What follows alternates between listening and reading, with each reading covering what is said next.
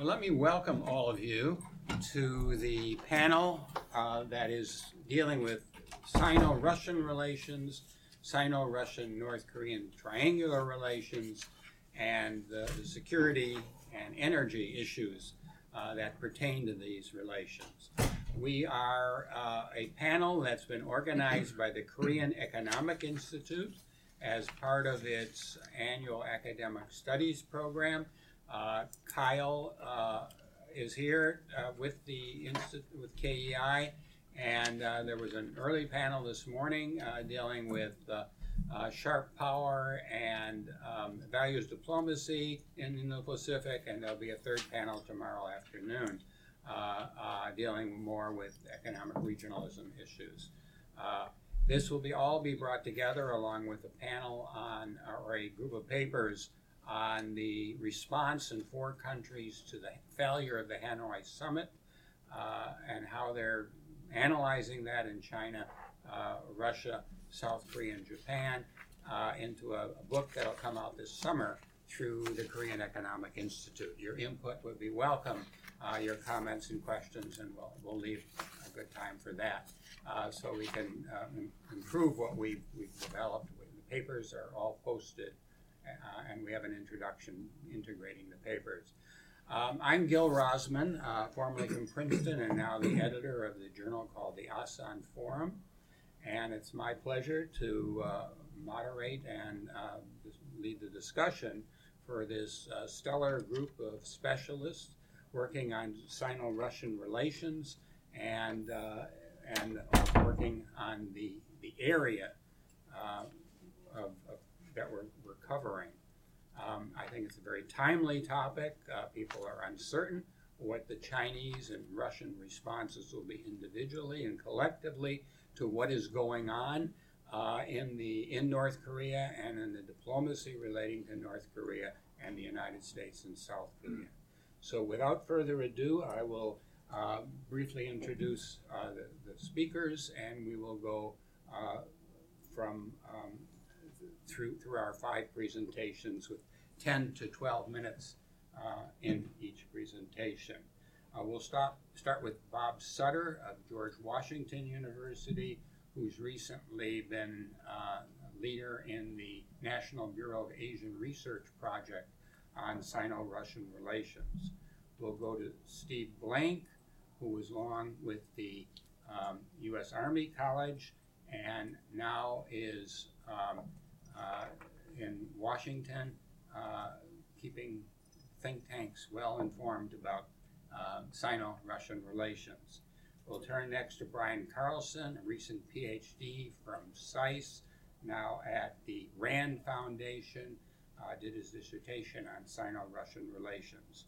Then we'll go to James Brown, who comes to us from Temple University in Tokyo, who's been writing about this relationship and adding a Japanese context to it. And then we'll go to Gaye Christoffersen at Nanjing, Johns Hopkins-Nanjing, and she works a lot on cross-border relations, and will bring in the energy perspective. Bob. Thank you very much. It's a great pleasure for me to be here, and I want to thank the sponsors for inviting me and to be part of this project under the direction of Professor Rozman. My mission is to look at the Russia-China relationship first, take a look at that, and that's what I do in my paper. And what you'll see is an ever greater convergence in the relationship, closer relationship. And I focus on what this means briefly, but particularly for the United States. And what it means is not good for the United States. And then I look at the situation in the Korean Peninsula, look at the interest of China and Russia and how they deal with the Korean Peninsula. And what I find is I have 3 basic elements that I find on one hand in how the Russians and the Chinese work together to impede and encumber and undermine America and its interest in the peninsula. And I'll share those with you. And then I find a pattern. And the pattern is, and it's not that I find it, being part of this MBR project was great because it made you interact with all sorts of people. And I ran across a few Russian specialists who were really very insightful, I thought, about this issue. And so I used that material, those insights that I got from them, and I said, this makes a lot of sense. And what you see, the pattern is that China, in these uncertain developments in the peninsula, since the first U.S. North Korean summit, has become much more important. China has become much more important in the Korean situation, and a much bigger actor, having summits with the leaders of North Korea and so forth. And Russia hasn't. And Russia's sort of left behind. I use the term second fiddle. Russia plays second fiddle. And I guess the way I would sum it up by saying Putin's doing it smiling. And so this is a pattern that you see where Russia, and the way of thinking is that Russia sees its interest in Asia as less important to them as China sees its interest in Asia, particularly Korea. And so the Russians defer to the Chinese in those areas in return for the benefit the Russians get for an ever closer relationship with China, presumably involving Chinese support for Russian interests in Europe and the Middle East.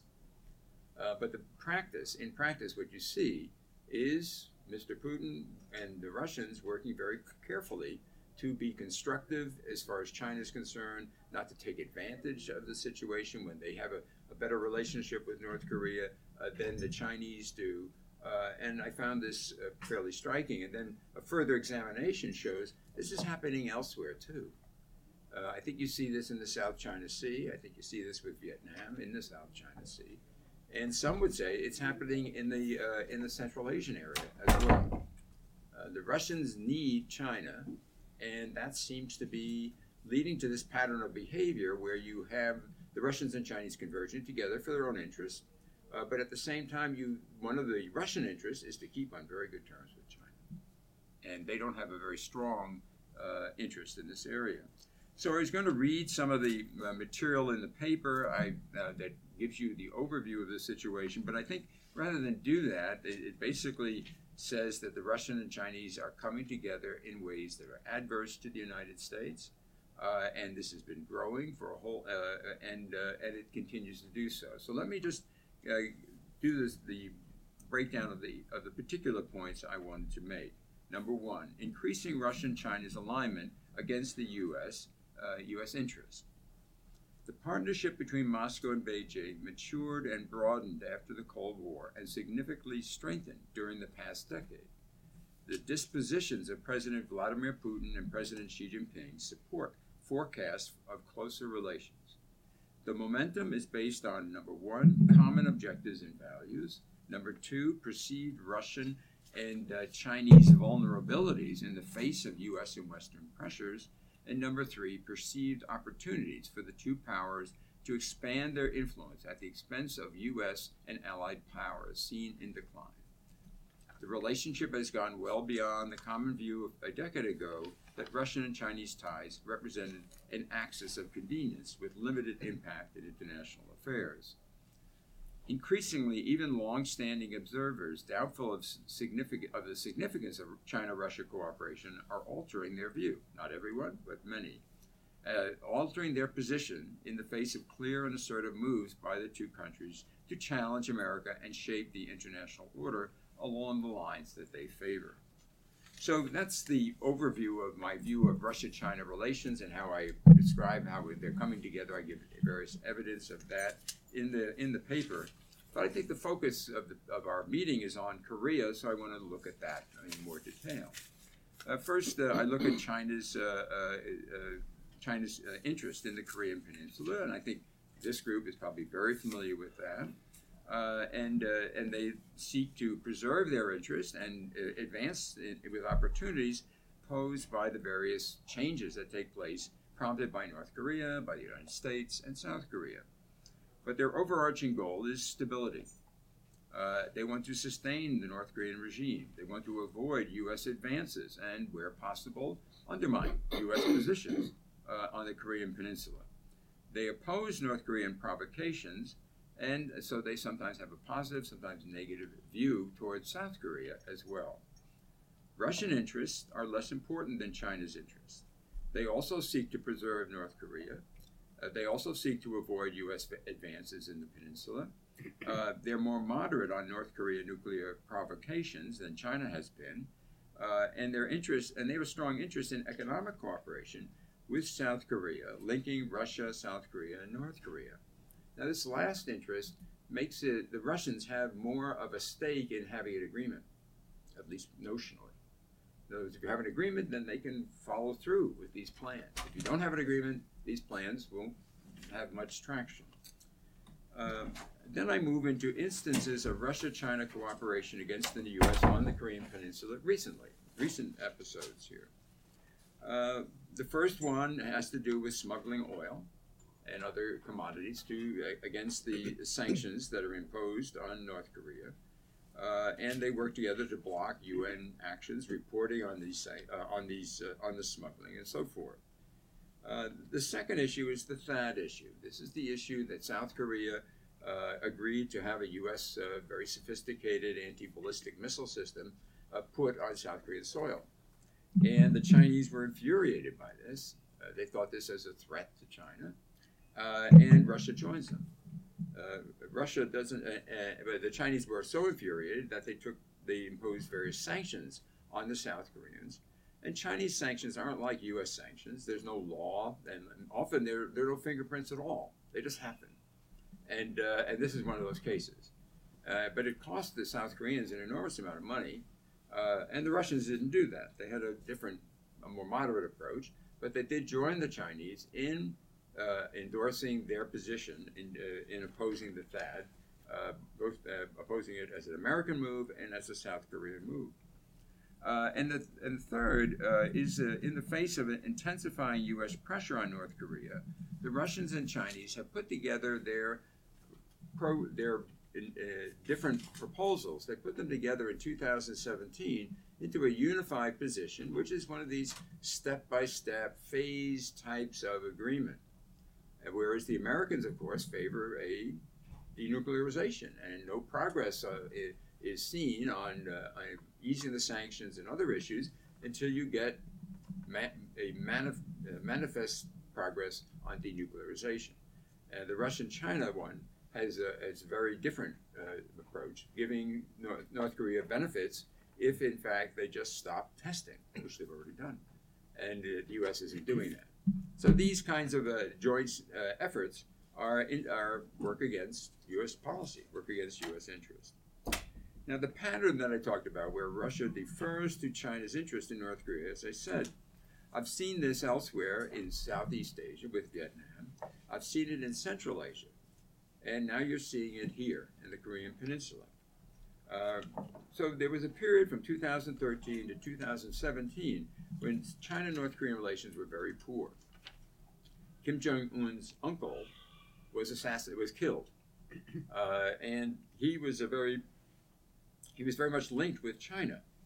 And so the Chinese after that seemed to be very wary of Kim Jong-un. And of course, they were very critical of his provocations and so forth. And so in this kind of situation, Russia, if it wanted to improve its relationship with North Korea, probably could have done so. The North Koreans seemed to be open to this sort of thing, but they didn't do that. And they worked hard to work with China, and by 2018, they've set up a trilateral dialogue of Russia, China, and North Korea working on the issue. In other words, keeping China fully on the page going forward. And so what I conclude in is, with the recent uncertainty and failure in the Hanoi talks, we have a lot of variables in this situation. But one variable I feel won't change very much is the closeness of Russia and China on these issues. This is manifest by the pattern of Russia-China cooperation up to this point, and the deference of Russia to China's interest in dealing with the North Korean issue. So I'll stop there. Thank you. Thank you, Bob. Steve, you're next, please. Is this on? Can you hear me in the back? Okay. First of all, I'd like to thank KEIA and Gail for organizing this panel and inviting me. my experience with KEIA has always been uniformly positive. It's a great organization, and I'm happy to be in Toronto. As it happens, last week, Bob, I, and Brian all testified before the U.S.-China Commission on the Russo-Chinese relationship. So you can get everything we have to say about that relationship in its entirety on their website, because all the testimony's up there, uscc.gov.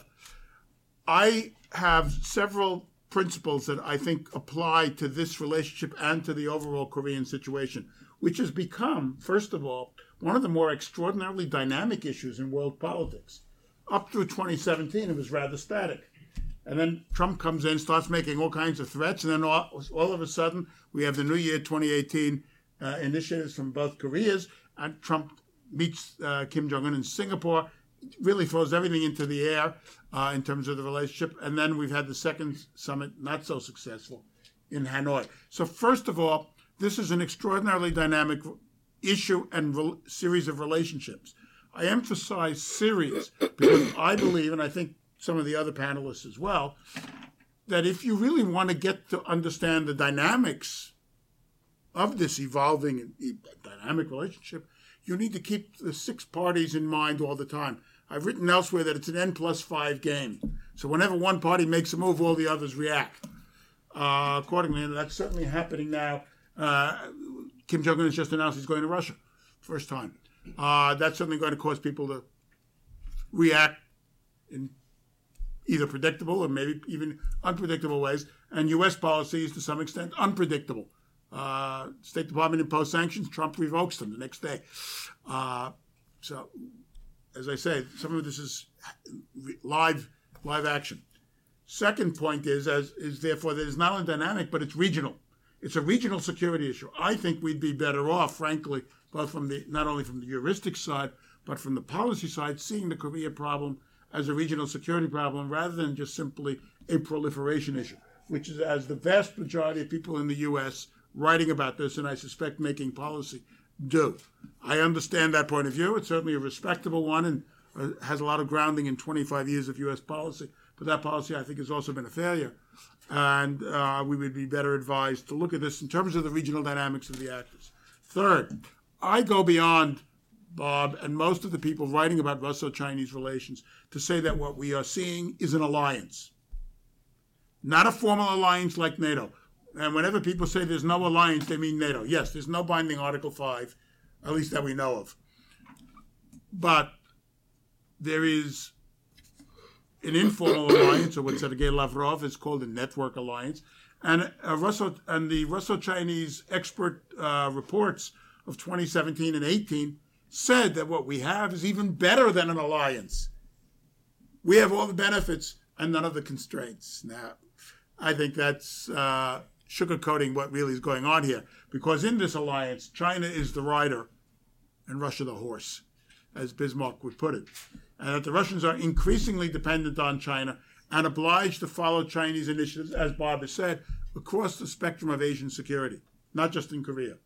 But certainly there, they have said that they have an identity of views with China, the double freeze, as they call it, that if North Korea suspends testing and we suspend exercise, and that reduces tensions, sets up a process.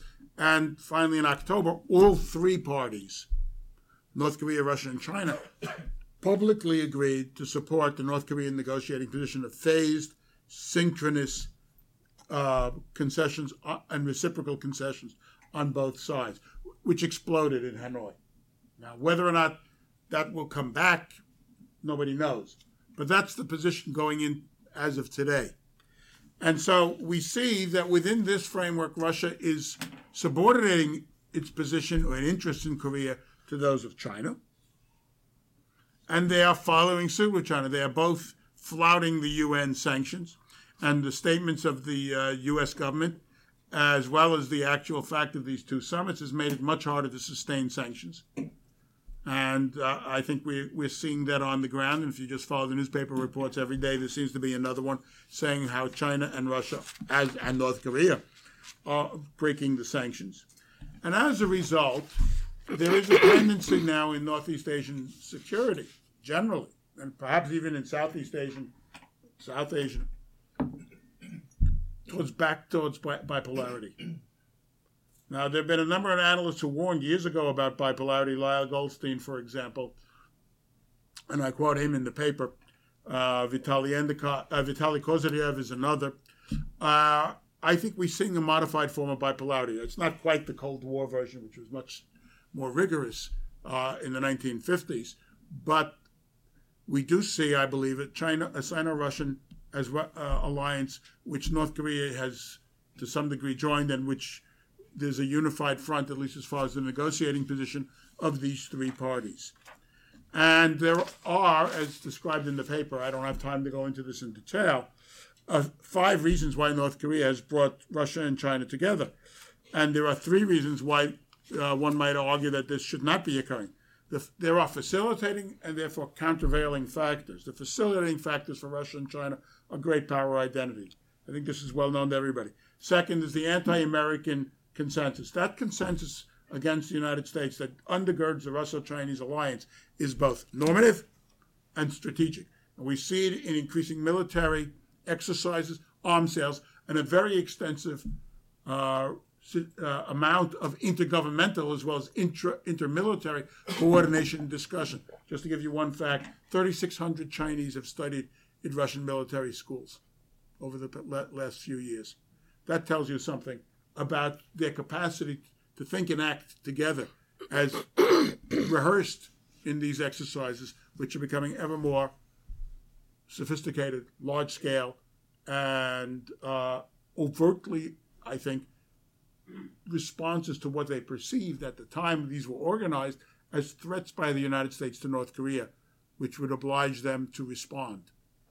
Because the last thing either of these parties wants is a war over Korea. But what they do want is that a process is set in motion by which the United States and the alliances of the United States gradually fade away, erode, and ultimately disappear.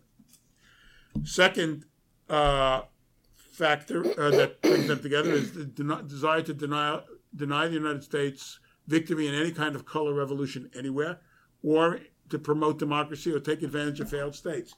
Venezuela is another example, even though it's not an Asian one.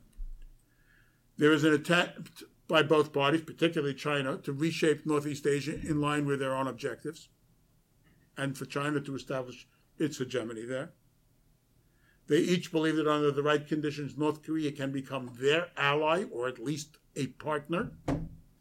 And they certainly believe that if North Korea can resolve the nuclear crisis in a peaceful way, guaranteeing its sovereignty and security, then it will also be a partner in terms of economic integration, either into the Russian scheme, which is largely the Trans-Siberian Railway, Trans-Korean Railway, Trans-Siberian gas pipeline, then Trans-Korean gas pipeline, and as Gaye will talk about also, the idea of a Trans-Northeast Asian electric or super grid. That China has a similar thing. They've now, as Gaye points out, tried to bring the Koreans into the BRI. So those are the 5 factors. The 3 factors are the fact that the Russian and Chinese interests to some degree may diverge. There is Russian economic interests are not quite the same as China. Nevertheless, they have subordinated themselves to this. North Korea also has its own agenda and is clearly not willing to subordinate itself to China, and certainly not to Russia. It doesn't even have to subordinate itself to Russia. And, of course, the possibility of North Korea doing something that would ignite violence, among other things. So there are factors working for an alliance, and I think those are in the ascendancy right now. But even if we don't if we go beyond North Korea, rather, we see this Sino-Russian military and political and ideological and economic alliance on a global scale and certainly throughout Asia. And it's going to continue, as Bob has said. And I think we see it at its closest in North Korea. And they're going to support North Korea, all things being equal, for quite some time to come. Thank you. Thank you, Steve. Brian, please. Okay, thank you. My paper is about Sino-Russian relations and security ties to North Korea. And I agree with a lot of the points that have already been made, and I'll try not to have too much overlap with what's been said. I'll try to focus on, make a few make a few different points. I agree that the very close cooperation that we've seen between China and Russia in recent years on issues related to North Korea is part of this overall trend of a convergence of the two countries. And it is another example of ways in which Russia, for the sake of the relationship with China, is deferring to China on an issue that matters very much to China. I also think that part of the basis for cooperation is that the two countries have interests on the Korean Peninsula that, although not identical, are in many ways compatible. Certainly compatible in the short run as we're dealing with this crisis situation. And so if we do sort of a side-by-side comparison of their security interests on the peninsula, we can see this. So, of course, China is much more influential on issues related to the peninsula right now, and China has a greater stake in what happens there, and Russia recognizes that. But at the same time, Russia has a short border with North Korea. It's been in long contact with the regime there and is keenly interested in what happens on the peninsula. China signed a treaty with North Korea in 1961 that continues to form the basis for the security relations between the two countries. And that treaty does include a mutual defense clause, although China insists that its relationship with North Korea is a normal state-to-state relationship and not an alliance. But in practice, it's widely expected that China would intervene militarily in any sort of armed conflict on the peninsula. The Soviet Union also signed a treaty with North Korea in 1961, and that also had a mutual defense clause. Boris Yeltsin canceled that treaty during the 1990s, and it was later replaced with a new treaty that does not have a mutual defense clause. So China arguably has an alliance with North Korea. Russia does not officially have an alliance with North Korea. So that's the official basis of their security ties. If we look at their interests on the peninsula, we can see a lot of similarities. China talks about how it has a goal on the peninsula of no war, no chaos, and no nuclear weapons. And Russia largely agrees with these goals. Neither country wants a war on the peninsula, which would pose a grave security threat to both of them and potentially be very destabilizing. They don't want chaos on the peninsula. They don't want a collapse of the regime in Pyongyang, which again could be very destabilizing and could send refugee flows heading toward both of their countries. And they both, in principle, seek the denuclearization of the Korean Peninsula. And in principle, they support or at least are not opposed to the eventual reunification of the peninsula. And as has already been said, this is an issue where Russia has a bigger stake in reunification, or at least closer integration between North and South. But China, in principle, says that it wouldn't oppose eventual reunification under the right circumstances. But if we look closer at these two issues of denuclearization and reunification, we can see that both of these, on both of these issues, they're subordinated to the overriding objective, which is to reduce the U.S. military presence in Northeast Asia. And so both countries say that they would like denuclearization. Both of them are occasionally annoyed and exasperated by North Korea's provocative behavior, and they have been willing to support increasingly tough sanctions in the UN Security Council in response to that behavior, while at the same time watering down some of the proposals from the United States and helping North Korea to evade some of those sanctions. But the goal is to limit the overall pressure on the North Korean regime and prevent its collapse. And as has already been said, both countries want the process of denuclearization of the Korean Peninsula to occur in steps accompanied by a reduction of the U.S. military presence in the region. On unification, Russia has a greater long-term interest in this issue because, as has been said, it would allow Russia to connect the Trans-Siberian Railroad to a railroad crossing the Korean Peninsula. It would allow Russia to link up with the peninsula with oil and gas pipelines and electrical grids and so forth. But that's more of a long-term objective. China sees value, of course, in preserving the North Korean regime as a buffer. And so The one thing it certainly wants to prevent is reunification in a situation in which that would lead to a newly unified Korea being a close political military ally of the United States. And although Russia has a strong interest in reunification, it shares that objective. It also doesn't want a unified Korea in a close alliance with the United States. And so, as I said, the overriding interest, the paramount goal that trumps all of these other objectives is reducing U.S. influence and eventually pushing the United States out as much as possible.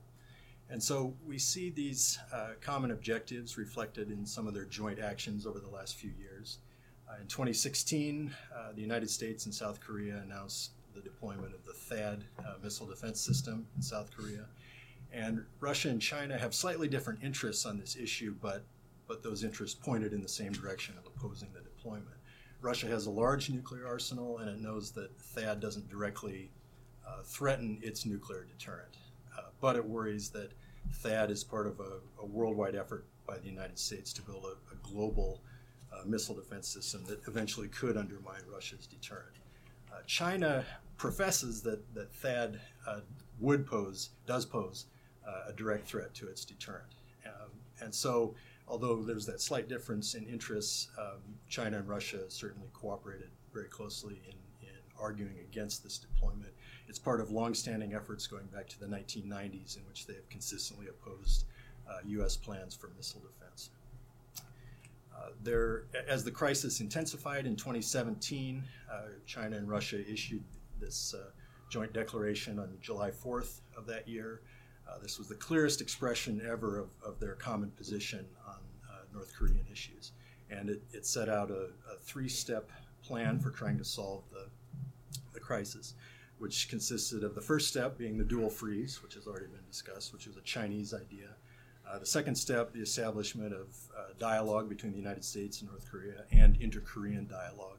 And the third step being eventual talks on a peace mechanism and denuclearization. So this does combine Chinese and Russian ideas. And initially, the United States was not receptive to this idea of a dual freeze because it seemed like a ploy to undermine U.S. alliances in Asia.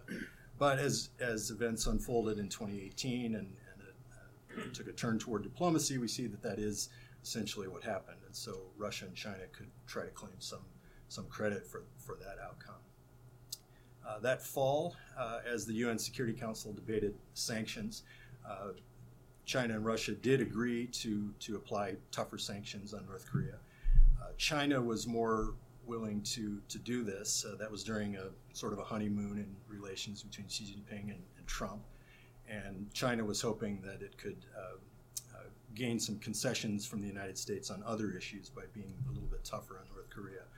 Russia was not as enthusiastic about this because it believes that sanctions are an ineffective way to induce changes in North Korean behavior. But again, it sort of deferred to China's approach, while at the same time, as I said, trying to limit the overall effect. In 2018, as events took a turn toward diplomacy, China and Russia welcomed this development, but they remain skeptical about the prospects for success, and this does pose certain challenges to both of them as well. So for China, there's certain things to worry about with U.S. North Korean diplomacy. There's the possibility that China could be sidelined a little bit, even the unlikely possibility that the United States and North Korea could dramatically improve relations to such an extent that China's influence would be lessened, but it seems that's not especially likely. But China also had to be concerned about North Korea trying to use great power rivalry to its advantage. And so as U.S.-China relations became more difficult in 2018 with the trade war and other issues, China suddenly had to be concerned that North Korea would try to use that to gain a little bit more leverage and get China to be willing to ease up on sanctions and so forth. So, and Russia was relatively marginalized during this process. So both China and Russia say they want to go back to the six-party talks, but in practice what we've seen is basically a return to the four-party format for now, where Russia and Japan are a little bit marginalized. skip over some of the other things that have already been talked about and just make a point that in September of 2018, Russia held its large Vostok 2018 military exercises and invited China to participate. And I think there may be some indications that that was partly intended to influence events on the Korean Peninsula. It was a large-scale demonstration of Russian and Chinese military power in the region. And we don't know for sure how China and Russia might react in an extreme scenario of the outbreak of conflict on the Korean Peninsula. But there is reason to wonder if they might cooperate pretty closely, even militarily. People like Alexander Gabuyev, a Russian expert, argue that if there are joint operational plans between the two militaries, Central Asia and North Korea are the regions that are most likely to be covered. And so there's the possibility that China might if that scenario were to occur, China might want to try to leverage what Russia could bring to the table in terms of more recent combat experience and its large nuclear arsenal for purposes of deterrence. So that's just something to keep in mind. And for all these reasons I've laid out, I expect the close cooperation between China and Russia to continue through the uncertain period of diplomacy lying ahead. Thank you. We've had 3 overlapping and reinforcing presentations. Now we're going to switch directions somewhat and get a position that reflects some of the discussion coming from Japan. Thank you very much. So, yes, I'm focused on Japan, and the starting point for this is to highlight the security situation that Japan is facing, characterized in Japan's defense white paper as an increasingly severe security situation, listing North Korea first of all, then China, Russia too, and these countries seen within Japan as individually presenting security concerns for Japan, but then in addition to that, the potential for them to form, if not a strategic triangle, then at least a loose coalition that on certain issues can work against Japan's interests. Japan has some added problems as well, adding to this intense security situation. The first of those are what I would characterize as the poisonous state of relations between South Korea and Japan. Almost every day you have a new news story relating to that. And then added to that, the continuing concerns within Japan about some form of abandonment by the United States under Trump. I don't mean full kind of abandonment, but working against some of the long-standing pillars of support of that alliance, going back to Trump's description of the US-Japan Security Treaty as very unfair. In addition, his frequent criticisms of Japan for its trade surplus. And I think Japan would have been very worried also about the suggestion that the US will look to go forward when it comes to financing of foreign bases on the basis of cost plus 50. All of these things, real concerns for Japan. So what I try and do in the paper is, in a very brief way, outline what I see as Japan's response. And I characterize it in quite blunt terms as Japan's strategy to keep the North Koreans and Chinese down, the Americans in, and the Russians neutral. So my corruption of Lord Ismay's famous line about NATO. So some people might be surprised I would still characterize Japan's policy towards North Korea and China in such negative terms. In the second half of last year, there was some more positive language coming from Japan about both North Korea and China. With North Korea, in Abe's speech to the UN General Assembly, there was a very different tone from the previous year. He said, "I am also ready to break the shell of mistrust with North Korea," opening the possibility of Abe being willing to meet with the North Korean leader. In addition, Abe visited Beijing in October 2018. That was actually his first official bilateral visit to China since he returned to the Prime Minister's office in December 2012. And there too, he talked about a new era in China-Japan relations, switching from competition to collaboration. But I would argue that Japan actually hasn't fundamentally shifted its policy towards either of those countries. Towards North Korea, the reason for the change in rhetoric is because it's always been a long-standing principle of Japan's foreign policy that it can't be too far away from the United States on any really important issue. And after Trump embraced diplomacy in March 2018, it was simply impossible that Japan could continue to publicly maintain such a hardline stance. So I think that's why Japan changed its language a bit in the second half of 2018, but overall its policy has not changed. It does not like this process of dialogue at all, not least because it sees it as having been driven forward, initiated by President Moon, and the Abe administration doesn't seem to have any trust whatsoever in the South Korean government. So I think a truer reflection of Abe's policy towards North Korea is that which he outlined in his UN General Assembly speech of September 2017, where he said, what is needed is not dialogue, but pressure. And I think that that's actually Japan's position. So when it comes to Hanoi, I think Japan was very relieved. They were concerned that Trump would make a deal with North Korea that would be unfavorable for Japan's interests, and so they would have been pleased that the talks did not go forward at that stage. Now, what about China? Now, with China, despite Abe's positive language in October 2018 during the visit, nothing very much has changed in Japan's security policy, and this was made clear in the National Defense Program guidelines, which came out a few months later in December 2018, which stated that it was Japan's policy to counter China's unilateral, coercive attempts to alter the status quo. So there you can see that that's very similar to perhaps the Trump administration's approach of assessing China as a revisionist power. But what is different is that Japan is not going to favor such a confrontational approach as the Trump administration does. That's simply not something that Japan can do.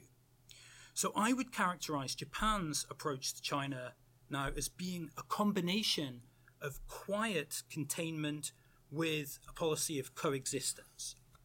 So I see containment in Japan's promotion of its free and open Indo-Pacific strategy, which is pretty clearly designed to be an alternative to the Belt and Road Initiative.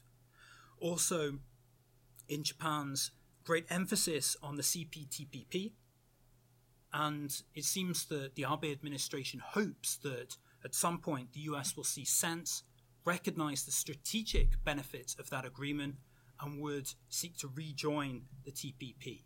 That might be overly optimistic. Other things Japan is doing also, the increases in military spending, security cooperation with other countries in Southeast Asia, with the UK and France, also the development of aircraft carriers. That's all clearly directed towards China. And yet, it does Japan no good whatsoever to have crises in its relations with China.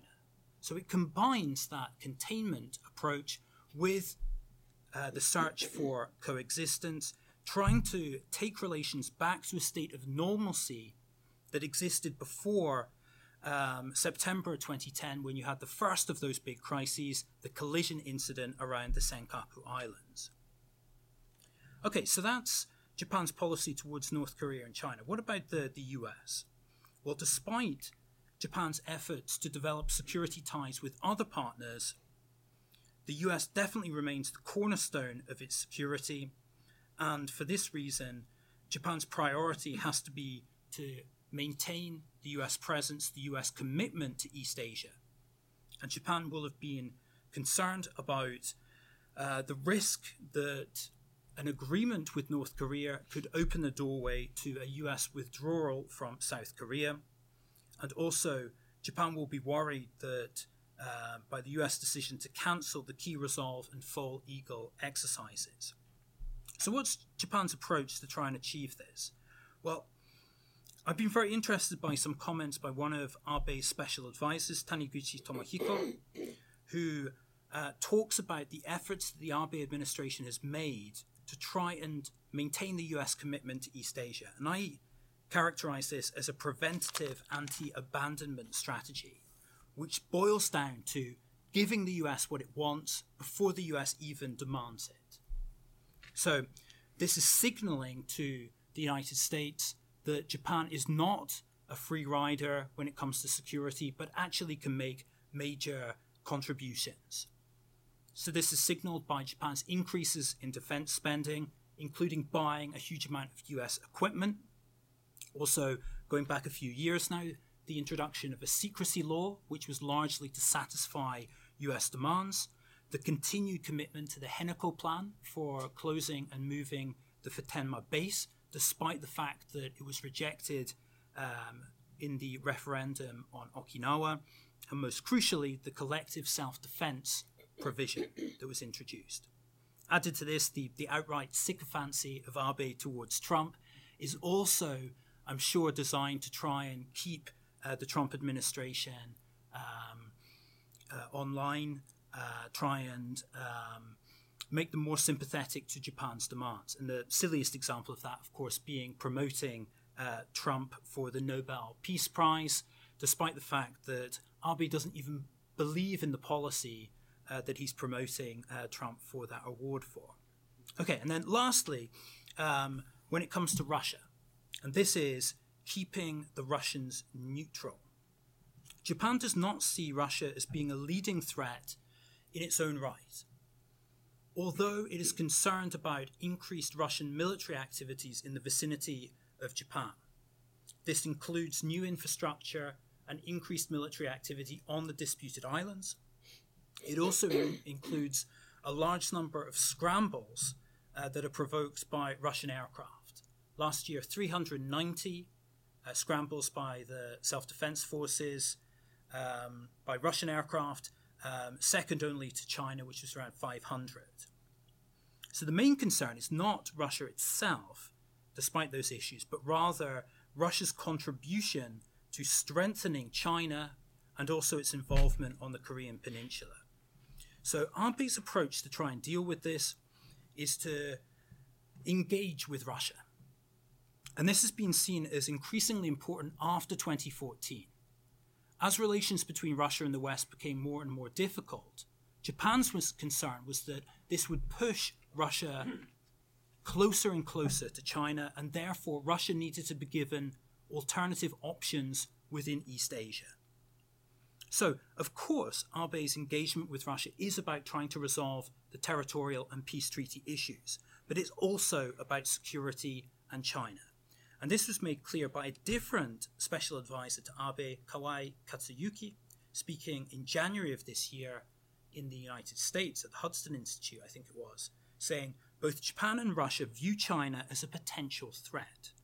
I would like the United States to understand the importance of concluding a Japan-Russia peace treaty as a means to jointly counter the threat from China, which I think is a very revealing statement.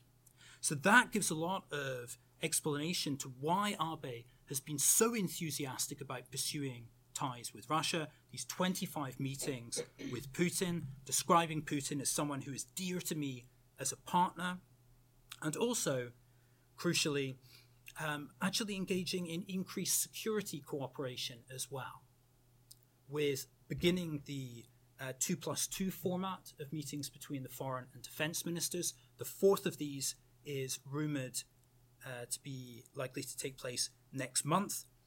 Meetings between the heads of the security councils, despite the fact that Patrushev is now under US sanctions, which makes it rather more controversial. Visits, mutual exchanges between the most senior officers. This year it's expected that the head of the Russian Navy will visit Japan, and also a limited level of joint exercises as well. Search and rescue drills taking place on an annual basis, and a new development in November 2018, Japan and Russia for the first time conducting anti-piracy drills in the Gulf of Aden, including having helicopters take off from each other's decks. So this being part of Abe's aim to build trust with Russia, show that it has other options beyond China, and thereby try and ensure that Russia remains neutral, especially over the Senkaku issue. That would really be the worst case scenario for Japan. Okay, I have plenty of other things in the paper, but I'll stop there. Thank you so much, James. And now we turn to our final presentation. Gaye, please. I've been looking at Northeast Asian multilateral energy cooperation for a long time, but it really isn't so multilateral in Asia. It's all bilateral, and this is a chart of some of the bilaterals.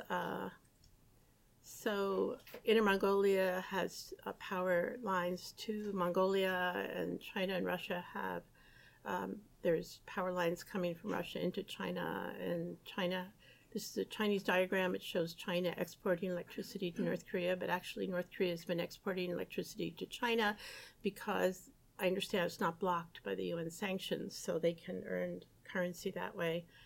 So anyway, there's a lot of bilaterals, and this, I wouldn't even begin to go over all these. This is just an example. There's more than I actually realized. This comes from a Siberian institute that listed them all. And there's a lot of Russian bilaterals with North Korea on energy and with South Korea also. So they've been talking about energy cooperation for a long time. And also the Belt and Road Initiative, my thought on this is that China has created a lot of bilateral energy relations. China should be extremely vulnerable because it's the largest oil importer in the world. But the BRI, the Belt and Road Initiative, has created dependency on the part of oil exporters through Russian loans, investment, trade, infrastructure projects. So the Belt and Road has really shifted that around, so China is not dependent on the oil market so much. And of course, all these what they call energy channels have been outside the market, which was the whole idea for them. So one of the multilateral projects I looked at was the Asian Supergrid. And so that was announced a long time ago, and it's been worked on by Japan's SoftBank, especially after Fukushima, looking for renewables, looking to establish renewables in Mongolia, working with the Mongolian government. And so this would transfer wind and solar power generated electricity to the rest of Northeast Asia. And it's involved all the energy economics institutes of Russia, South Korea, and the Ministry of Energy in Mongolia. But in Japan, it's been a Renewable Energy Institute, so not necessarily a government organization. KEPCO, after a feasibility study, signed on to this and supports it. I got to meet a former president of KEPCO a few months ago in Weihai, and he was very enthusiastic about it. So companies always think about, is it commercially viable? And he indicated, yes, it is. So, but there are alternative routes and alternative ideas about how to pull this all together. Japan and South Korea have business models. They think about legal frameworks, protection of intellectual property, but China doesn't think about that as much. So here is the Gobi Tech vision, Gobi Tech is this project out of Mongolia's Ministry of Energy. This is much more detailed out of Mongolia. This was done by EDF, which was a research group hired by the government of Mongolia and the Asian Development Bank. They had a meeting in Ulaanbaatar, and I was very lucky I got to go to it and participate. And afterwards, ADB gave a major loan to Mongolia for renewable energy. The Chinese vision has that dirty coal in it. Nobody else talks about coal, but China's vision includes coal, Mongolian coal, or Chinese coal, or Russian coal, or North Korean coal. And then Russia's vision, it all seems to come down from Russia to South Korea or China. But so anyway, there's some different visions. And this is KEPCO's Asian Supergrid, which seems to focus on Korea.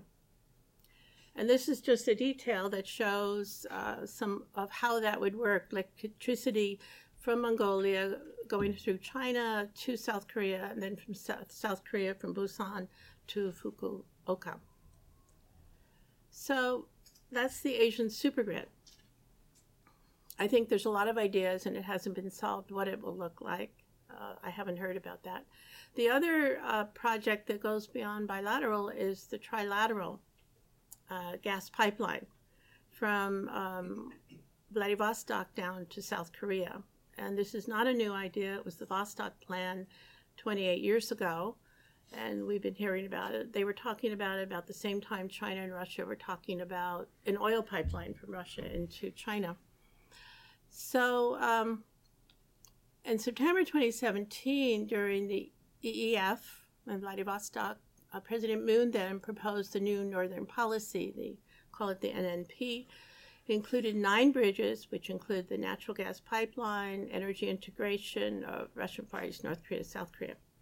So he also included the Asian supergrid, the one I just mentioned, and he wanted that to be part of a Northeast Asian energy community that North Korea would belong to.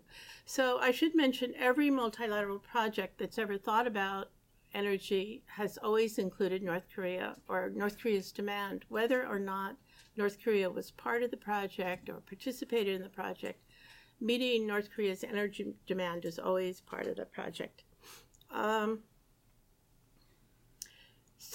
Anyway, there are Russian economists who have said that China would probably veto the project, and the sanctions anyway would impede North Korea's participation in it. So this is 2 different versions of the natural gas pipeline. China never liked this natural gas pipeline, and years ago, around 2011 or a little after, they suggested, why doesn't the natural gas come to China, and then from China it can go to South Korea. In other words, it would go under the sea, which was a highly expensive idea, but it was an idea to maintain control over North Korea, because if this pipeline went through North Korea, it would be less dependent on China. And this is South Korea's power grid. So you can see places where that would connect up. And this is North Korea's power grid also, so you can see many opportunities to connect. So China on the NNP. China has been, in a way, trying to co-opt many of the energy projects or regional organizations, and it was actually written into the BRI Visions and Action Plan. It listed about a dozen organizations that it wanted to link up with, or dock, as they call it. And so one of the organizations, in addition to that, is GEICO. It's called Global Energy Interconnection. When the GEICO representative participated in the Asian supergrid, I thought GEICO was created for Asian supergrid, but it was actually he's been involved in a lot of BRI projects, and I actually asked him, is GEICO part of BRI? And I thought he said no, but definitely it seems like it's part of BRI. Then what is part of BRI? It could be very elastic.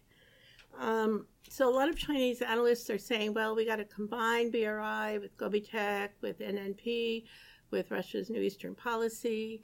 But combining usually means the BRI dominating. And the Chinese idea is avoid markets. So there wouldn't be any bargaining over prices, that it would be a very stable relationship with no market functions. And they say that BRI will solve all the problems of a Northeast Asian regional energy cooperation. The center of it would be the economic corridor, the China, Russia, Mongolia economic corridor. And then Japan and South Korea could join that. So you can see they wouldn't be very enthusiastic about that at all. So in 2018, BRI's really been looking for a lot of political frameworks, because it really doesn't have one on its own, that it's tried to absorb the Shanghai Cooperation Organization, and India vetoed that this year when they had a meeting. India blocked it. They didn't want to say that Shanghai Cooperation Organization should be pulled into the BRI. And they've looked at other organizations as well. They're looking for greater political control over the partner countries in the BRI, according to some think tanks that wrote up position papers for Beijing before the Shanghai Cooperation Organization. And this whole idea of docking, they would dock BRI with an NP, basically pulling South Korea into the BRI, but also contributing to Dongbei's economic integration and North Korean reforms. Most Chinese analysts think that the BRI is much stronger than the NNP, so it'd be very easy to co-opt, and that it will last much longer than the NNP. So the dialogue, this Chinese-Russian-Korean dialogue, which has already been mentioned, is the mechanism in which to do that. President Moon has proposed cooperation between NNP and BRI, though I think he probably means, infrastructure cooperation, cross-border infrastructure cooperation in the normal sense of the word. And in 2018, they were jointly researching the bilateral connection of their power grids. So they're definitely researching it. At the end of 2018, Xi Jinping proposed to President Moon that South Korea should join the BRI, but also the Chinese had decided South Korea, North Korea, and Japan should join the BRI. And there are supporters for that in South Korea, such as the Committee on Northern Economic Cooperation. They proposed docking, but docking is the word that Chinese used for Russia's Eurasian Economic Union and the BRI linking up together, but we can't say that it's really been implemented yet. So conclusion, we have 2 minutes. I can have a long conclusion. So in conclusion, Northeast Asian multilateral energy cooperation initiatives have failed. They failed in the past for different reasons, usually because not all countries can agree with each other. China has been opposed to multilateral regimes, energy cooperation regimes. It's always wanted bilateral, and it likes the bilateral in the Belt and Road Initiative. A Chinese energy analyst told me that in around 2011, 2012, that was before the BRI was even announced, that China didn't like multilateral energy projects, wanted bilateral. And so it's been trying to fold everything into the BRI, but it's a very amorphous, whatever it is, the BRI. The Asian supergrid is being taken seriously by a lot of different countries and organizations, and certainly Mongolia, and also the ADB, in the sense that it was willing to give a rather large loan to Mongolia for its solar development. And SCAP has been very supportive also.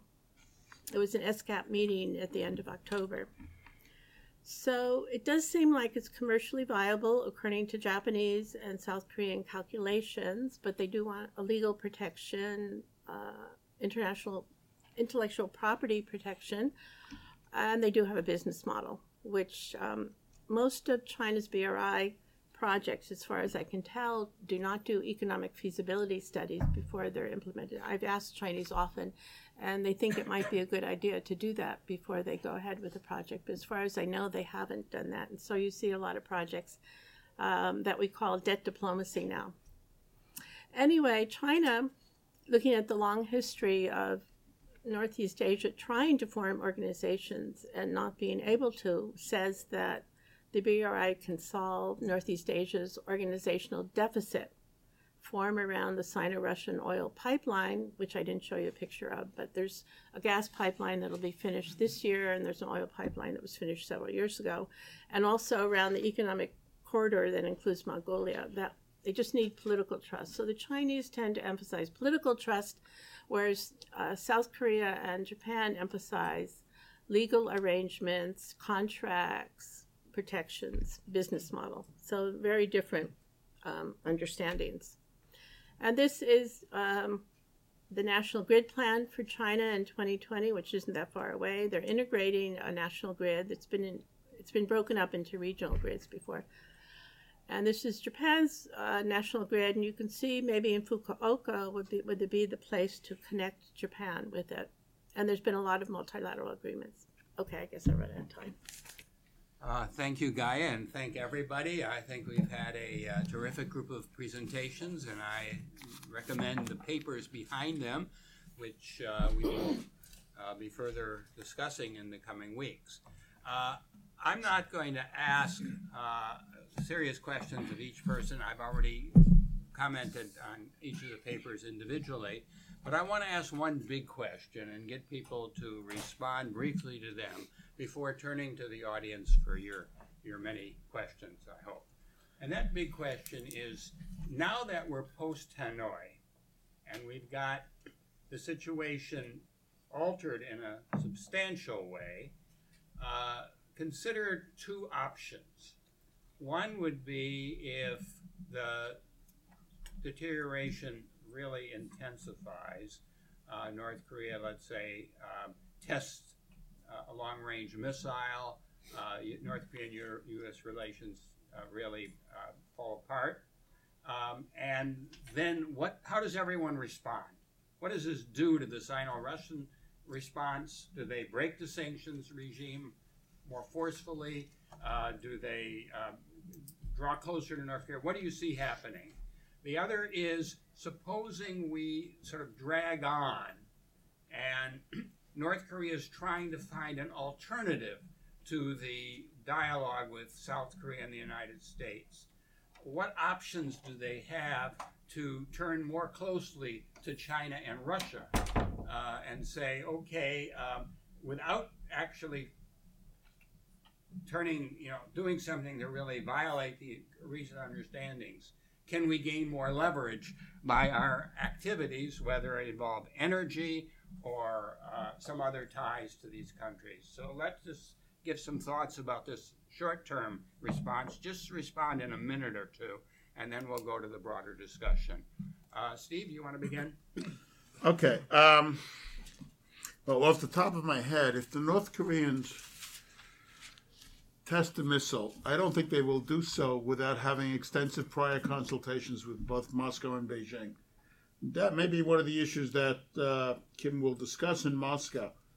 Where do we go from here is the more general question. Because it was interesting, and I read this, that when he came back from Hanoi, he didn't stop in Beijing, which indicated that Beijing was not happy about what happened in Hanoi. And obviously, as I said, this is a dynamic situation. Everybody's trying to figure out where they go from here and how they interact with each other about this.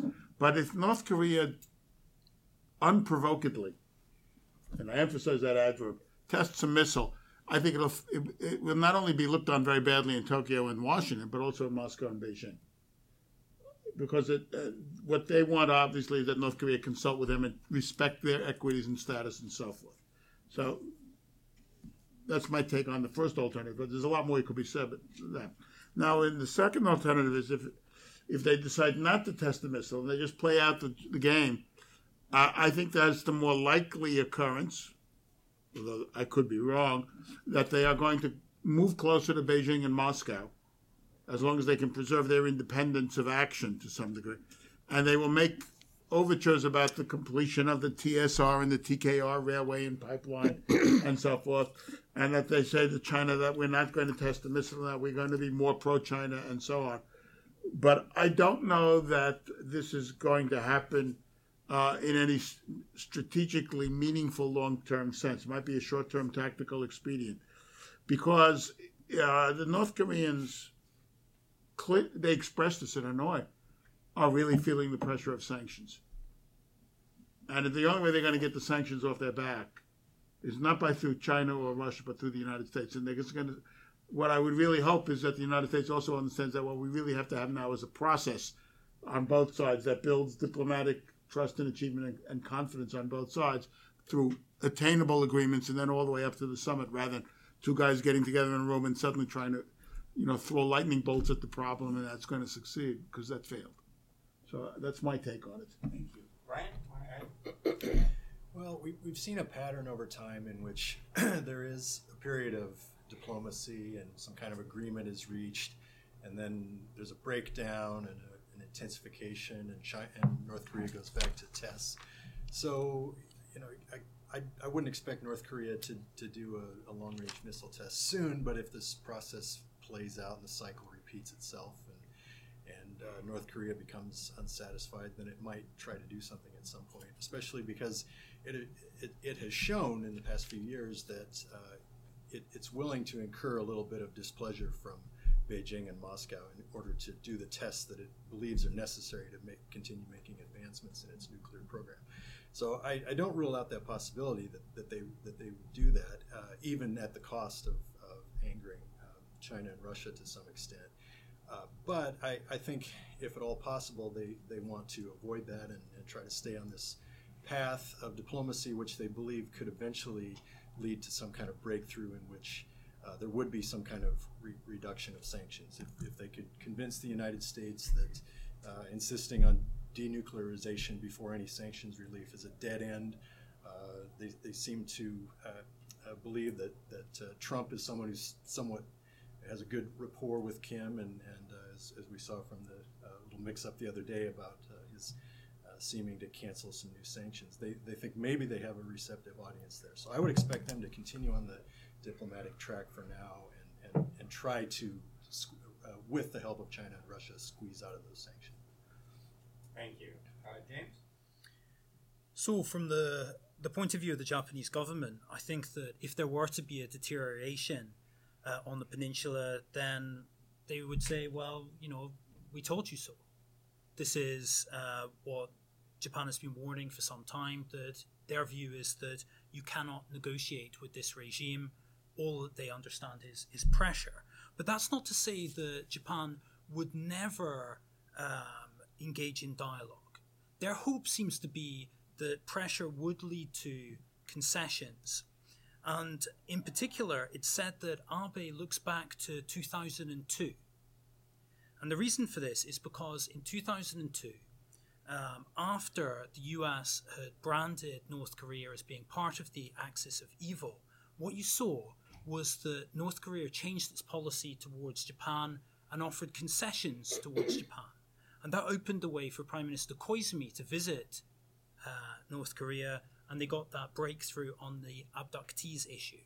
So what it seems to be is that Abe's hope is that history could repeat itself. And if there were to be a return to US pressure on North Korea, that could actually work in Japan's favor. And there's some indication that after Hanoi, Japan is now positioning itself to say, well, look, we are open to discussions, but on our terms. And I say that that can be seen to be the case after Hanoi, because it was interesting that earlier this month, Japan took the decision not to joint sponsor a UN resolution with the EU condemning North Korea for human rights abuses. And that seems to be very much out of character for the rest of Japan's North Korea policy. But I think what they have in mind is that a return to US pressure could actually work in Japan's favor. Gaye, do you have any idea about how energy could change? Well, yeah, I think if North Korea, there was greater tensions, it would be as a result of what North Korea has done, and that would threaten the security of Dongbei, China's northeast, and the Russian Far East.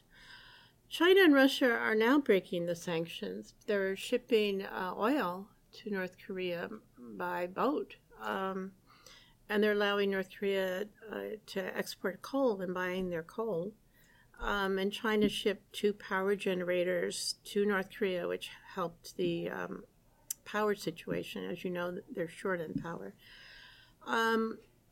If they were angry at North Korea, they might actually enforce the sanctions. They might cut off all oil. Although I'm very curious as to why they would ship it by boat. Anyway, they have a pipeline from Daqing to Dandong, so why not just send more oil through the pipeline unless it's at full capacity?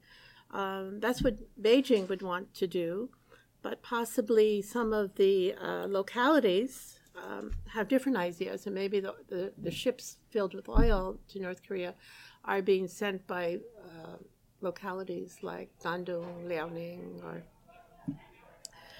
But I think they would be, Beijing would be, and Northeast China would also be very angry about it because it interferes with Chinese Northeast rejuvenation, which depends on a peaceful relationship, not greater tension.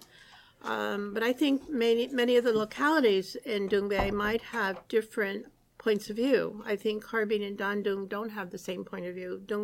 Dandong, which is on the North Korean border in Liaoning, I think was very inspired by the NNP, the New Northern Policy. But I don't know if Harbin likes it as much because it has the assumption of exclusive economic integration between Heilongjiang and the Russian Far East. And the NNP would take away that exclusivity, and the Russian Far East would be less dependent on Heilongjiang. So I think they would punish with energy. They would punish North Korea if there's tension, assuming North Korea was the source of the tension. That's my only thought on it. All right, we have a half hour for questions and responses. So let's take a number of questions and go to the responses only after we've gathered a set. Please identify yourself and ask your question. Christian Curtin from the Rand Corporation. One of my biggest questions, when I was in China a few years ago, 2015, 2016, I got the impression that there were a lot of Russians that were a little bit disappointed by China-Russian relations. They felt like, especially prior to that, there had been all this talk of building kind of a anti-liberal international order, anti-American, Russian-China sort of, dare I say, alliance, or at the very least, alignment. And they felt like there had been all these promises that all of this Chinese investment would be coming in, it would be great, and they felt like there hadn't. I mean, I remember during a news conference, I believe it was for the Liang that year. I believe it was early 2016, or I can't remember what the press conference was for. But there was a Russian journalist that got up and said, when we first signed all of these friendship agreements, you said you would be investing a lot in our country, but so far, all you've done is buy our oil. And the Chinese government official was kind of nonplussed by that. And so I was curious, to what extent do you feel like there's been Russian, I mean, obviously not complete disillusionment because they're still trying to, be a part of this thing, but I guess some Russian disenchantment with their relationship with China. And then the second thing I wanted to ask, which you've already talked about a little bit, but under what circumstances do you feel like Russia or China would re-implement sanctions? Some of you mentioned if North Korea launches further missile tests or nuclear tests. Thank you. Another question back there. Marcin Kaczmarski, University of Glasgow. Thank you for the excellent panel. Perhaps the only problem is that all panel members agree with themselves and it's not easy to address the question. But I would like to ask you about the South Korean perspective on Sino-Russian relations. To what extent Seoul sees it as problematic, and to what extent are there any actions on the part of South Korea, apart from the one mentioned by Gaye in her intervention, that might strengthen South Korea vis-a-vis both states? Thank you. Question, please.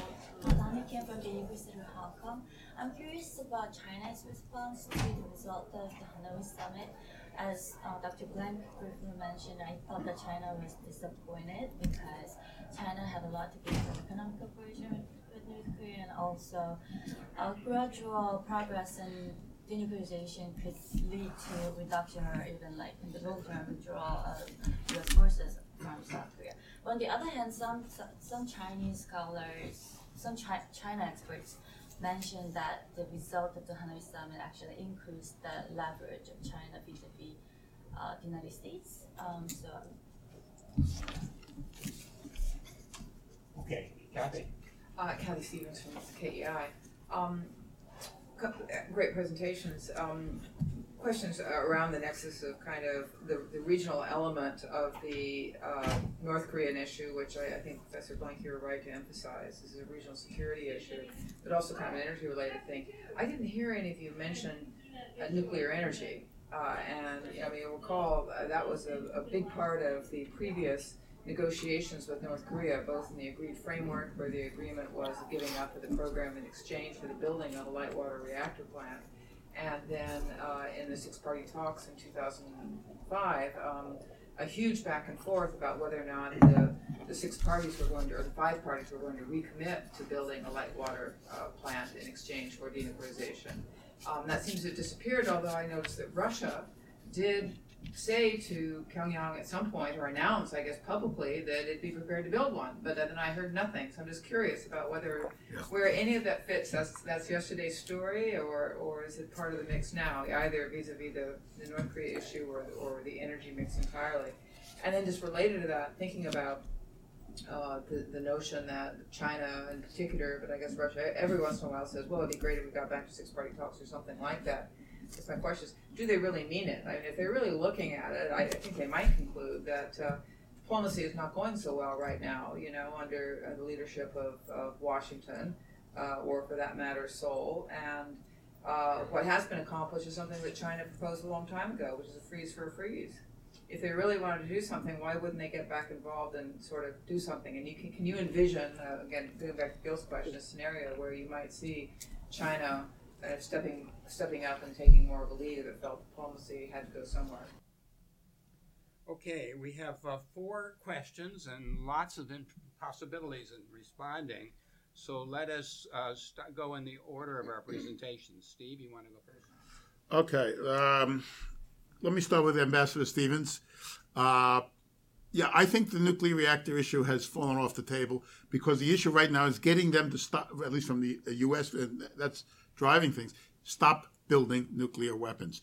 And then we'll talk about, then comes this question of alternatives to nuclear energy and so on, or how do you get peaceful nuclear energy? The Russians offered a reactor, as you said. This was revealed, I think, even after Hanoi, or just before.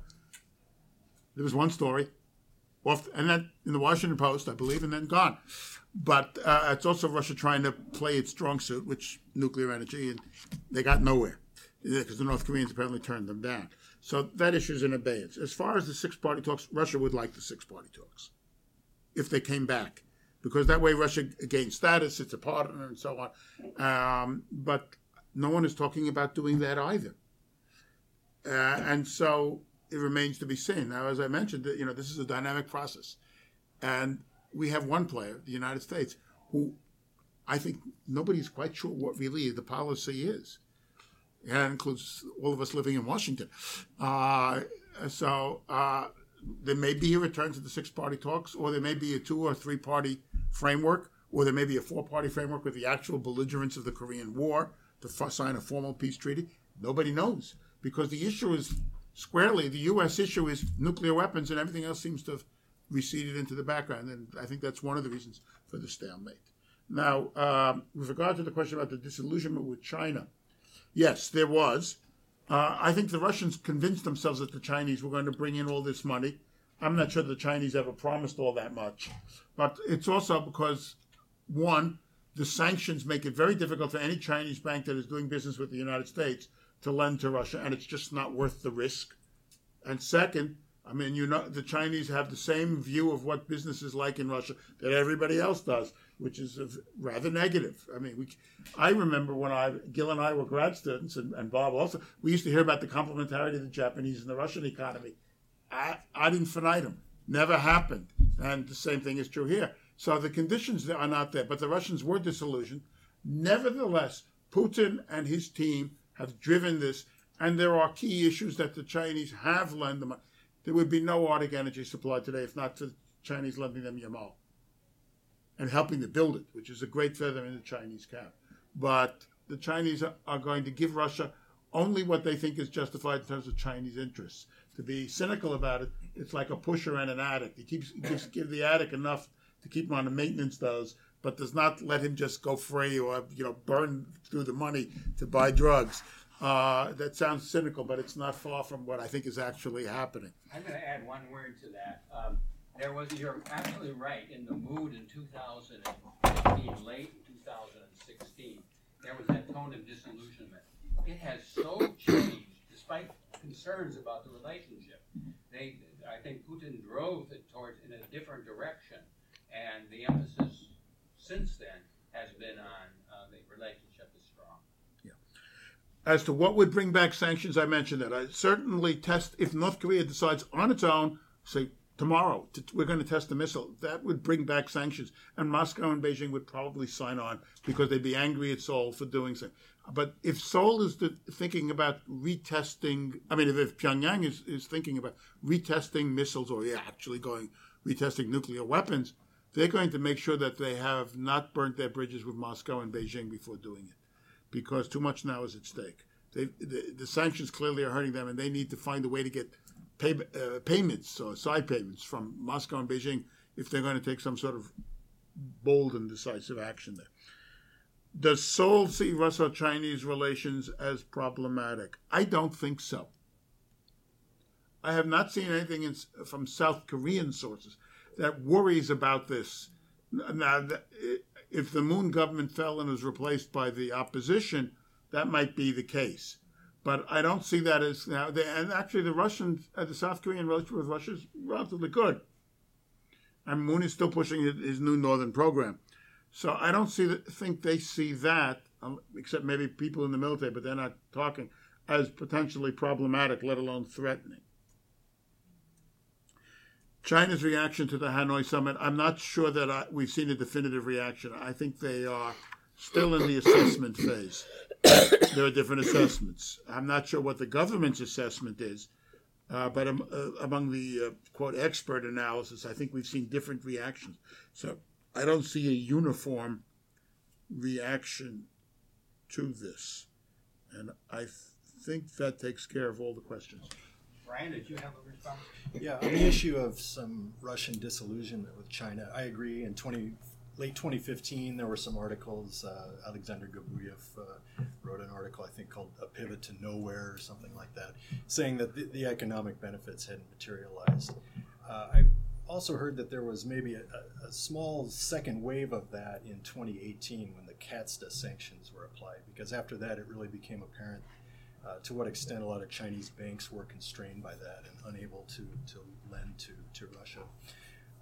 But after that first wave of reaction in 2015 and 2016, and some people in Russia saying, well, this isn't really amounting to anything, I remember an article by Alexander Lukin saying, okay, maybe the economic benefits haven't been tremendous so far, but this isn't really fundamentally about economics. It's mostly about politics.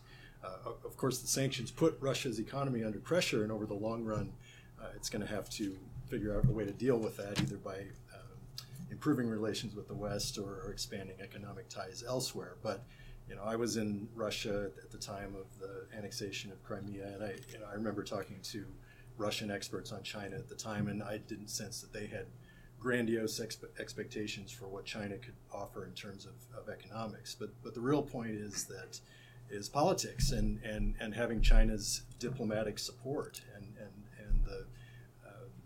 and China also benefits from having Russia on board. So I think that's really the driver, and that continues to keep the relationship pretty strong.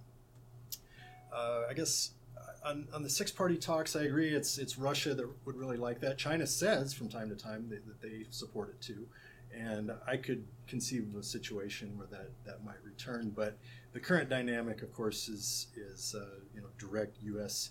North Korea talks, the inter-Korean dialogue. So it's essentially a four-party dialogue right now, and Russia's to some extent marginalized, although they've figured out ways to exert some influence here and there.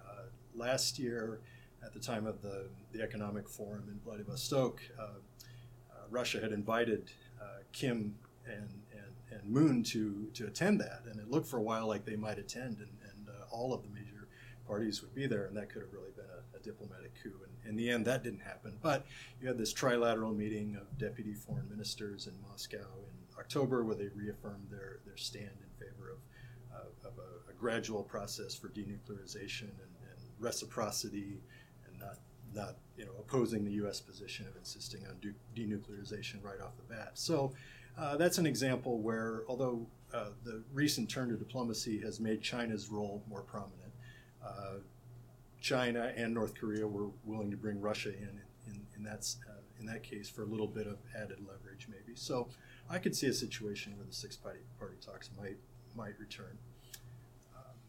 I guess I'll just leave it.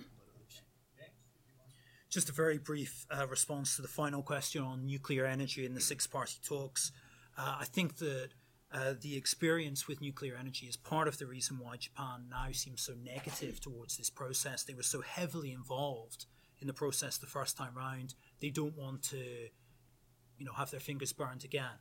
With six-party talks, I think that's interesting in that Japan's position of concessions from North Korea before talks means that in some ways they wouldn't be so enthusiastic, but at the same time they don't want to be isolated within the region.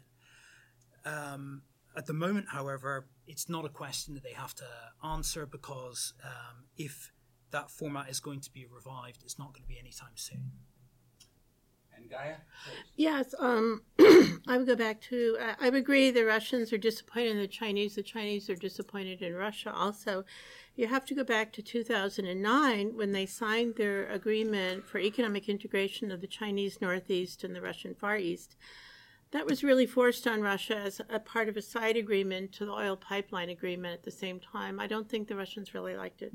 But so they never really implemented it. They signed an agreement that goes from 2009 to 2018, but they don't really implement it. And the Chinese were calling it the key project for Russia's participation in the Belt and Road Initiative, and yet it's not really happening.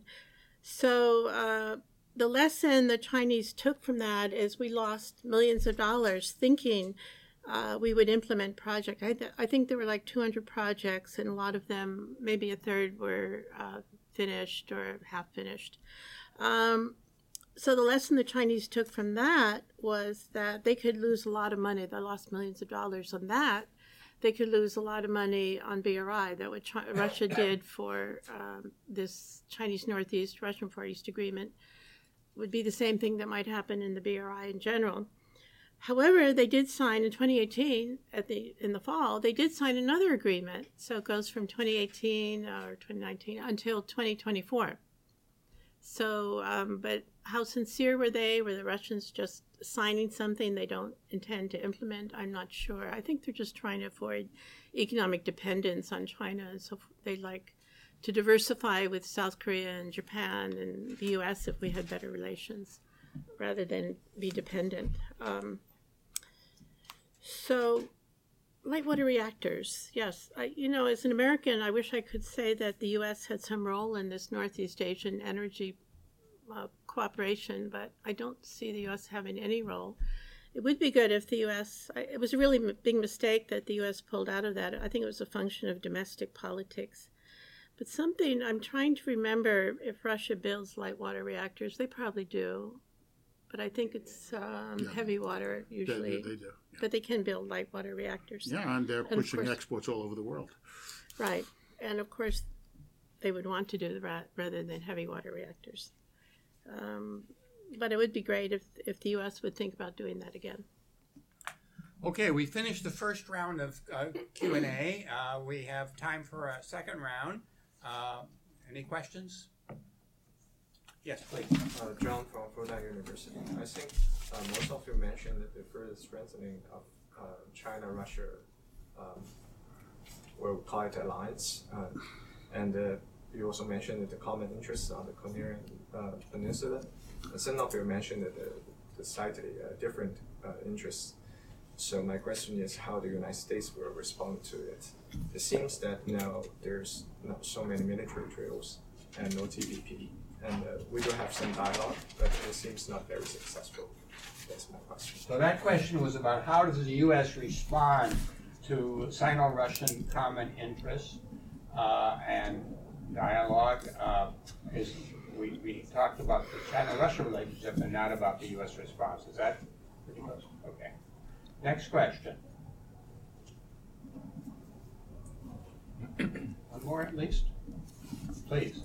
I'm Chofi from National University of Malaysia. I have two questions. One is about North Korea under Kim Jong-un seems to be developing the border cities quite rapidly. Places like Sinji were developing very, very rapidly in recent years. So does that affect I think there is some form of China assistance to encourage this development. So do you think this would enhance China-North Korea relations in the way that it would tame Kim Jong-un into closer to China's sphere? And secondly is about Russia's real interest in fostering economic cooperation in engaging North Korea. Because whenever I speak to Russian scholars regarding this, they have reservations and not very eagerly to engage or even respond to the idea of seize the current opportunity to encourage Kim Jong-un to enhance train or transportation energy connectivity from Korean Peninsula to Russia. So why is that? Okay, we have another question? Yes, right here, please. I'm Guilherme from Brazilian World College. I would like to address a question open to all the conferences. What do you think would happen if ends the INF treaty for the system of alliances of these countries mentioned? Thank you very much. Okay, we have opportunity to respond to these various issues. Let's, Bob, why don't you come in? Right, thanks. Pardon me for my my absence. I'm just back from Seoul, and so I have different things that I have to deal with. Okay, so on China-Russia relations and how to respond. The first question. On the Korean side, I'm not so sure, but on the overall China-Russia relations, this is the major challenge that the U.S. faces.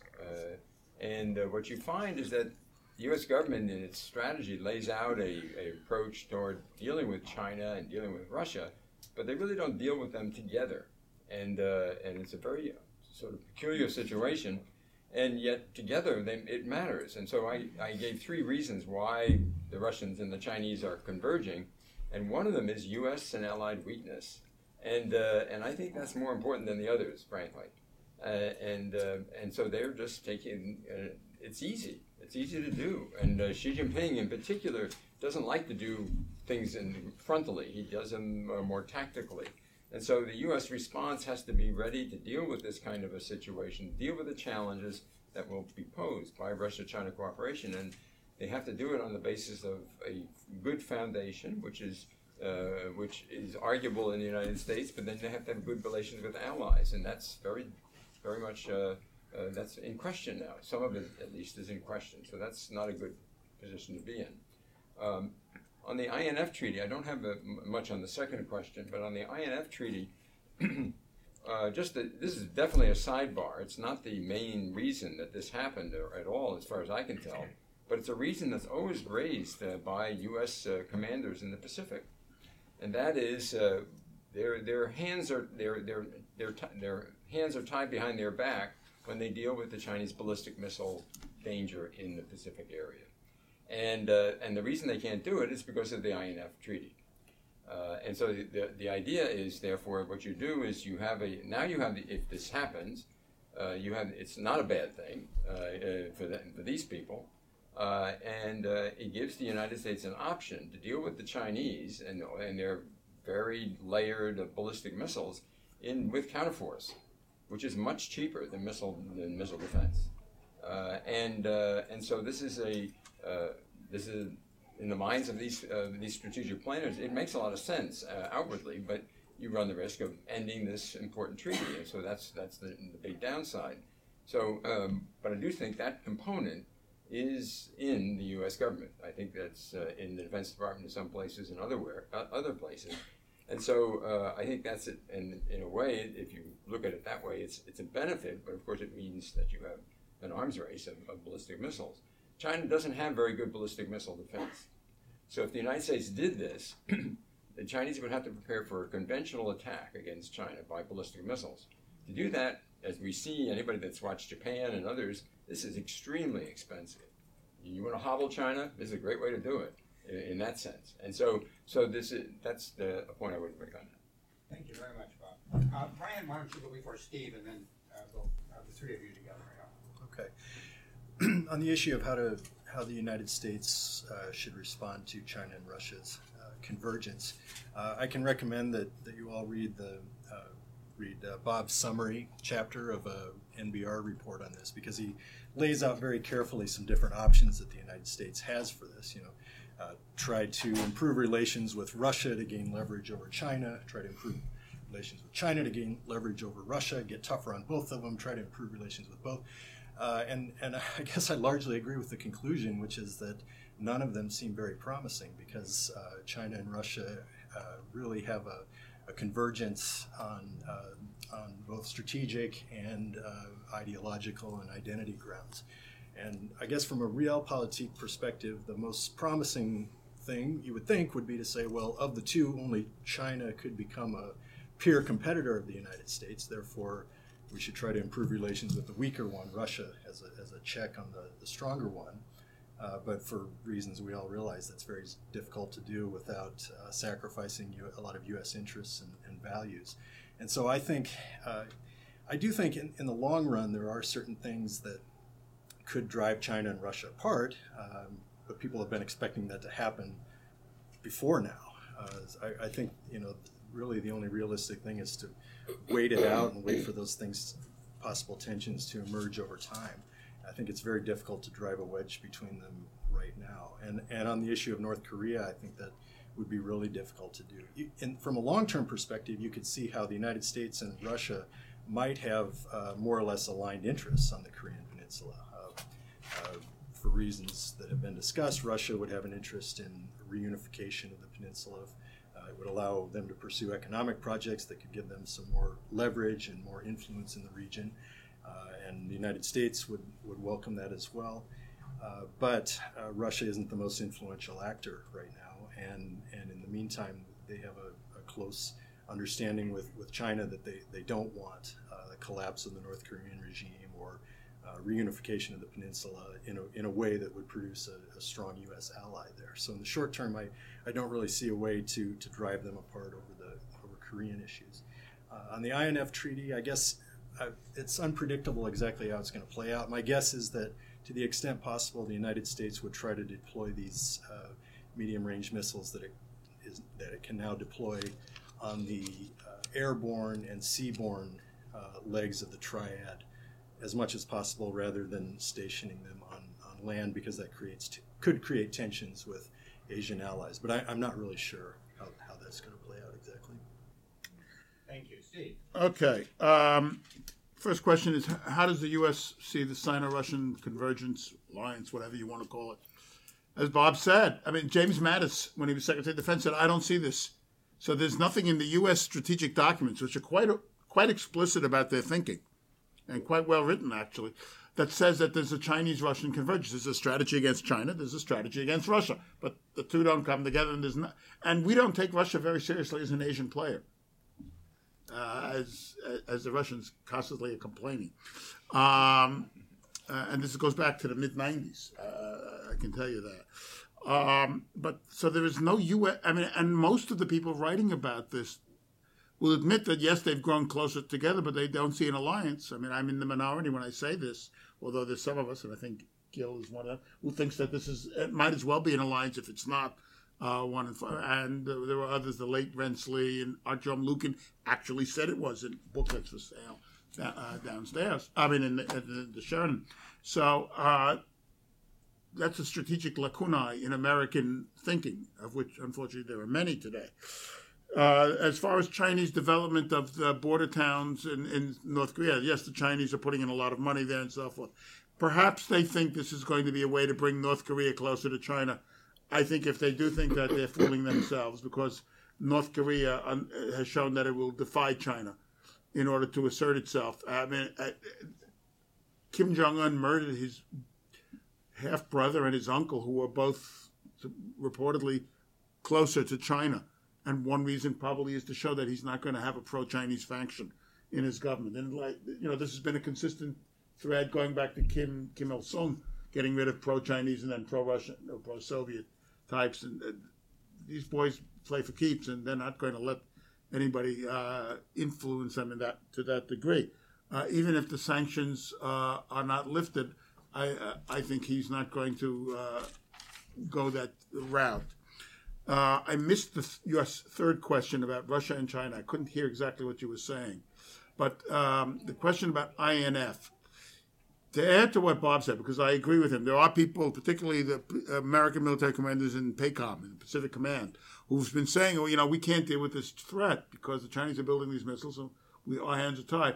We are now experimenting or testing with new systems. But what has to be kept in mind about INF is that the Russians broke it in cold blood. There's no other way to describe this. It turns out now they had 100 of those missiles that had been categorized as being violations of the INF Treaty deployed as of earlier this year. And in the last 6 to 8 weeks, Putin's come out saying we're going to be deploying all these other things, which were clearly not just on the drawing, not in the planning stage, but clearly being worked on in laboratories. So the Russians have been violating this treaty in a very gross way, large way. And the Chinese, of course, have been free riders, and nothing I've seen from Beijing suggests they're going to stop being free riders on arms control. Their attitude is, it's up to you to make agreements that we will like. And they're going to be, I think, chagrined at the results. James? Yeah, just briefly. So, U.S. response to China-Russia relations. Well, the Japanese government's view on this is pretty clear. That they see that Russia is essentially a fading power. It's less of a concern, and they would like to see the U.S. Concentrate more on China and potentially improve relations with Russia in order to gain leverage over China. As to the INF, Japan's position on that was quite interesting, in that Japan consistently presents itself as the leading country internationally when it comes to promoting arms control, disarmament. And yet, on the US withdrawal from INF, they expressed their understanding. Now, that can be for two reasons. It could be because they simply can't be seen to be directly criticizing the United States, or it could be because actually they see US withdrawal not predominantly about Russia, but actually about China, and Japan sees US withdrawal from INF as potentially helpful at countering China in East Asia. Yep. Gaye, please. It's hard for me to say what's the U.S. response to Sino-Russian closeness. I don't live in the U.S., but on the energy dimension, I think the U.S. has increased its LNG exports to South Korea and Japan and China. China had a natural gas crisis last winter, partially because some of the Central Asian countries all of a sudden, without explanation, reduced their natural gas export to China. I think they were looking for a better price, and this came in the midst of China-Russia disagreements about what the price for natural gas should be, and I wonder if Russia didn't encourage the Central Asian countries to cut back like that. But it did really shake China because they think the pipelines were so secure and they were so safe, and yet all of a sudden the exporting countries can just cut back the amount of natural gas. So they did have a crisis, and the Chinese turned to the U.S. for LNG and the open market also. I suppose the U.S. could just keep, flooding Asia with LNG, and it might be very attractive there. Russians reluctant for energy cooperation with North Korea. Maybe local Russians are, but there's a lot of North Korean workers in the Russian Far East and in China, and they say that they've sent them back because of sanctions, but I don't. People suspect maybe they really haven't sent them back because they need North Korean labor in the Russian Far East, so maybe they haven't. Putin has wanted that pipeline going through North Korea for so long, and it's been North Korea that has interfered and made it so difficult that Putin at one point said, we're going to run it through the ocean, skip North Korea altogether because they're so obstructionist. Anyway, that's the energy part. Well, I want to please join me in thanking what I think is a terrific panel.